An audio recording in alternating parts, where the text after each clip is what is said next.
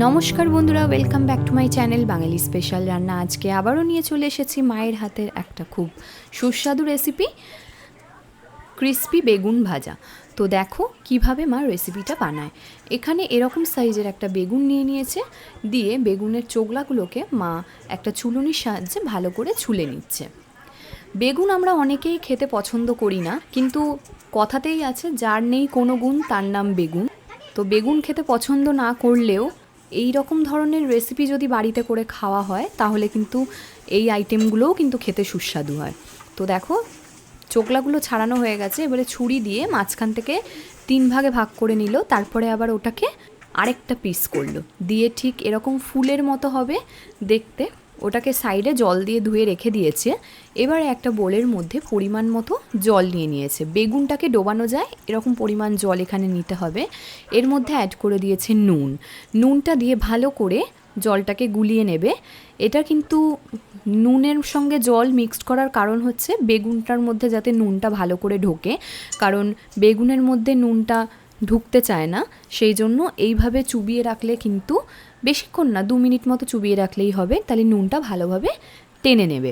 এবারে আরেকটা বোলের মধ্যে নুন, গোলমরিচ গুঁড়ো, লঙ্কার গুঁড়ো, কর্নফ্লাওয়ার দিয়ে দিয়েছে পরিমাণ মতো।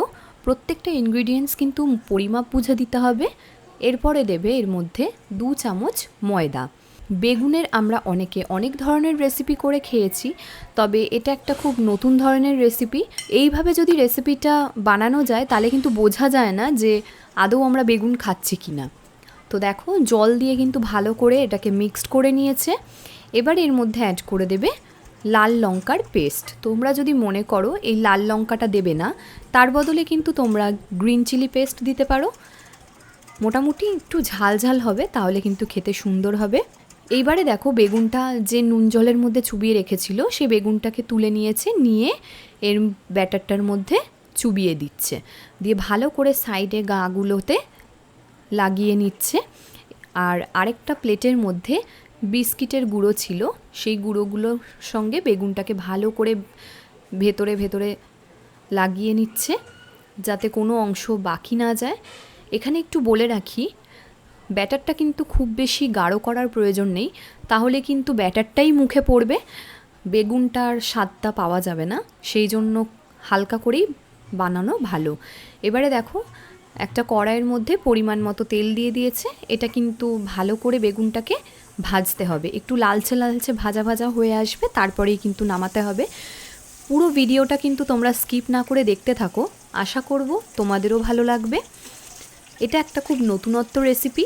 তোমরা যারা আমাদের বাঙালি স্পেশাল রান্না চ্যানেলে নতুন, তারা কিন্তু অবশ্যই বাঙালি স্পেশাল রান্না চ্যানেলটিকে সাবস্ক্রাইব করতে ভুলো না, আর পাশে থাকা বেল আইকনটিতে কিন্তু অবশ্যই ক্লিক করো নতুন নতুন মজাদার রেসিপির ভিডিও পাওয়ার জন্য। তো দেখো ভালো করে মা এপিট ওপিট করে বেগুনটাকে ভেজে নিচ্ছে যাতে লালচে লালচে ভাবটা চলে আসে, আর ভেতরের অংশগুলোও কিন্তু যাতে তাড়াতাড়ি ভাজা হয়ে যায়। তো মায়ের ভাজা কমপ্লিট হয়ে গেছে, এবারে একটা প্লেটের মধ্যে তুলে নিলেই রেডি হয়ে গেল ক্রিস্পি বেগুন ভাজা। ভালো লাগলে লাইক শেয়ার কমেন্ট করতে ভুলো না। টাটা, থ্যাংক ইউ।